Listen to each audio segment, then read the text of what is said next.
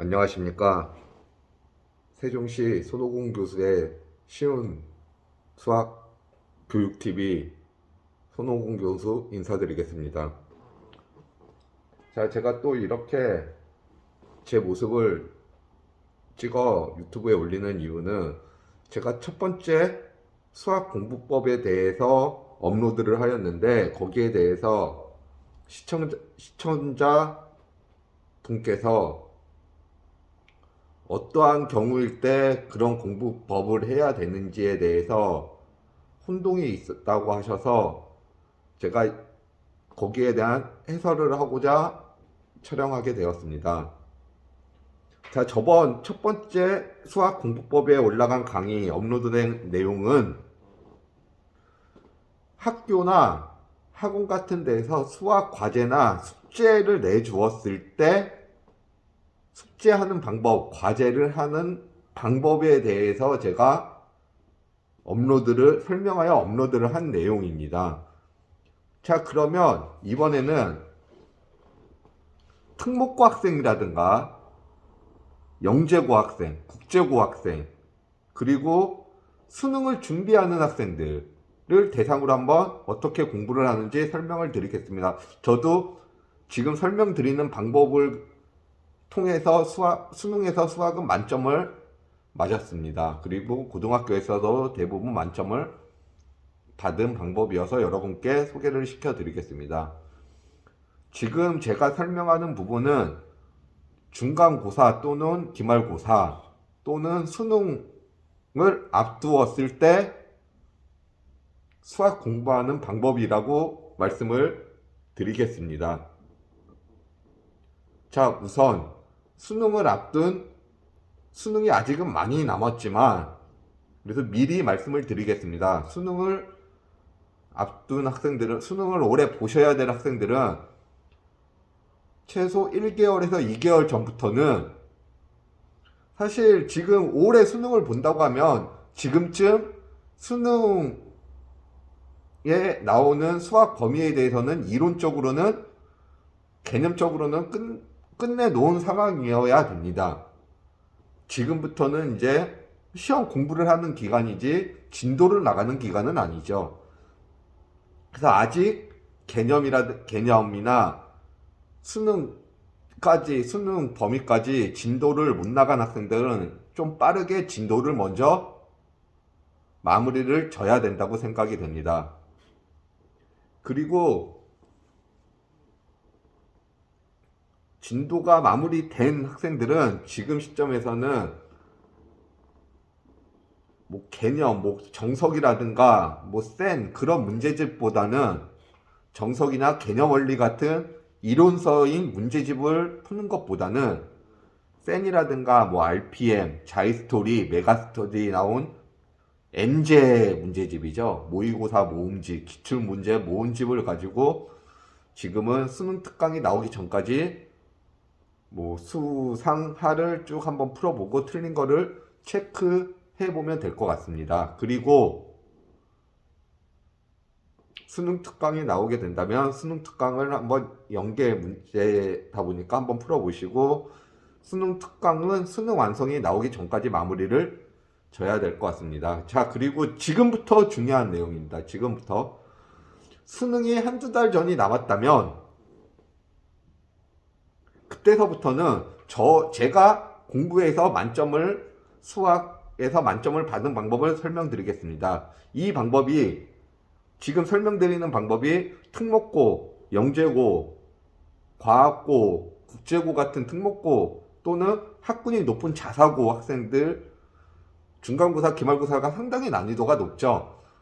그 중간고사, 기말고사 준비하는 방법과 같습니다. 수능 한두 달 전이고요. 그러면 중간고사, 기말고사라면은 기말고사, 중간고사 한 달 전에서부터는 최소한 시작을 해야 되겠죠.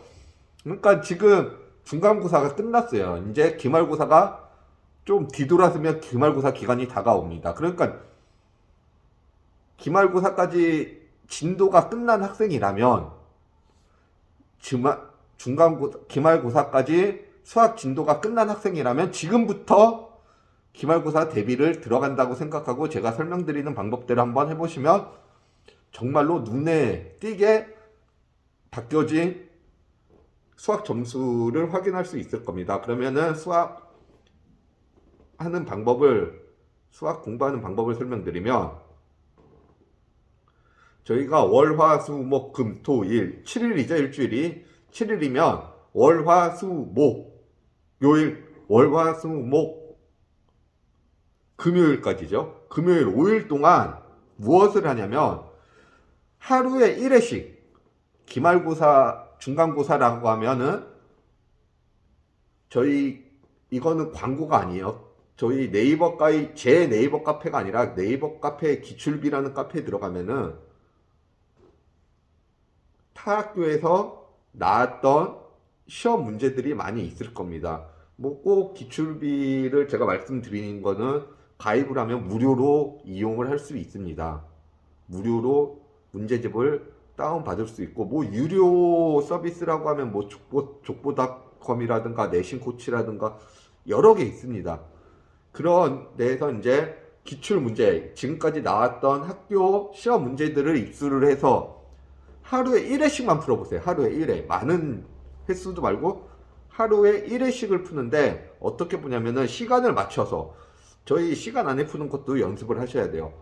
50분이라고 하면 50분 시간에 맞춰서 하루에 1회씩 총 5회를 풉니다. 그죠? 월화수목 금까지요. 그리고 풀고 나서 뭐만 하냐면, 풀고 나서 먼저 채점만 하세요. 채점만 하고 다른 건 하지 마세요, 일단은. 그러면 월화수목 금 5일 동안 풀고 채점하고 풀고 채점하고 풀고 채점하고, 그리고 나서 토요일 날 뭐를 하냐면, 토요일 날 지금까지 5일 동안에 틀렸던 부분 내용을 토요일 날 하루 오답 노트를 하는 겁니다. 공부를 하는 게 아닙니다. 오답 노트를 하는 거예요. 오답 노트를 하는 거는 내가 어디에서 틀렸는지, 어느 파트에서 틀렸고 어떤 유형의 문제가 틀렸는지를 오답 노트를 쓰고 풀이 또 한번 써보시고요. 그리고 일요일 날 하루 시간을 투자해서 강력하게 수학 공부만 하는 겁니다. 일요일 날 하루. 그렇게 쭉 일요일 날 틀렸던 내용을 이론부터, 개념부터, 어떤 파트가 틀렸는지 개념부터 해서 틀린 문제를 한번 더 풀어보는 겁니다. 개념 공부를 하고 예제 문제를 한번 풀어보고 내가 틀린 문제를 보면서 왜 틀렸는지 생각하고, 그러니까 다시 결론을 말씀드리면 금요일까지 1회씩 5회를 풀고 토요일 날 저희가 오답 노트를 하고 일요일 날 충분하게 시간을 갖고 한 8시간, 10시간 그런 식으로 수학에 강력하게 투자를 하는 거죠. 그렇게 되면은 하루하루 1회씩 50분씩 푼다면 50분, 50분, 50분, 50분, 50분 공부하고, 뭐 토요일 날 정리하는데 3, 4시간 걸리겠죠. 그리고 일요일 날 한번 강력하게 터치를 해주는 거죠. 자, 이런 공부 방법이 제가 추천해 준 것뿐만 아니라 하루 날 잡아서 수학만 좀 강하게 조금씩 공부하다가 하루 날 잡고 수학을 강하게 쭉 공부하는 방법이, EBS 모 강사분도 그런 수학 공부 방법을 추천한 적도 있습니다. 근데 좀 구체적으로 간다면은, 만약에 수능이라고 생각한다면 한 달이나 2달 전서부터 하루에 1회씩 계속 5일 동안 풀고 토요일 날 틀린 거 정리하고 일요일 날 공부하고, 그런 식으로 시험 보기 전까지 한다면은 여러분들이 정말 수많은 문제를 보고 중간고사, 기말고사 또는 수능을 보러 가게 될 겁니다. 그렇게 보고 간다면 수능에 나오는 문제들이 모르는 유형이 없을 정도로 그 많은 문제의 유형을 확인하고 수능을 보러 갈 수 있을 거라고 확신합니다. 제가 수학적으로 저희가 계산하면 그만큼의 수학 문제 개수도 나오고요. 중간고사, 기말고사, 지금 제가 말한 거는 특목고 학생이라든가 좀 학군이 높은 자사고 학생들을 말씀을 드린 거고요. 뭐 중학교 학생들도 문제를 적용해서 푸셔도 됩니다. 다 이런 식으로 특목고 학생들, 자사고, 그리고 수능을 앞둔 학생들이 차후에 공부할 수 있는 방법을 말씀을 드렸습니다. 제가 이 내용을 수능 보기 전에 해야 되는데, 그리고 올해 수능을 보는 학생들은 저희가 369 모의고사가 상당히 중요하죠. 특히 69 모의고사가 상당히 중요합니다. 교평에서 내는 모의고사이기 때문에. 그래서 이거는 한 가지 팁이에요. 뭐 수학 강사분들, 수학을 전문적으로 강의하는 분들은 거의 족보죠. 국률입니다. 국률. 69 모의고사는 절대 수학시험지는 버리면 안 됩니다. 69 모의고사는 수능의 족보라고 합니다. 족보.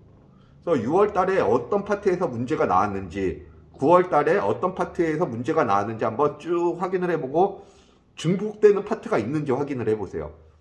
그러면 중복되는 파트가 있으면 그 중복되는 파트를 개념적인 부분과 문제를 한 번 더 여러분들이 수능 보시는 분들은, 수험생분들은 체크를 해보셔야 돼요. 거의 중복이 된다면 수능에서도 출제될 확률이 높다는 거죠. 무조건 출제를 된다고는 말씀을 못 드립니다.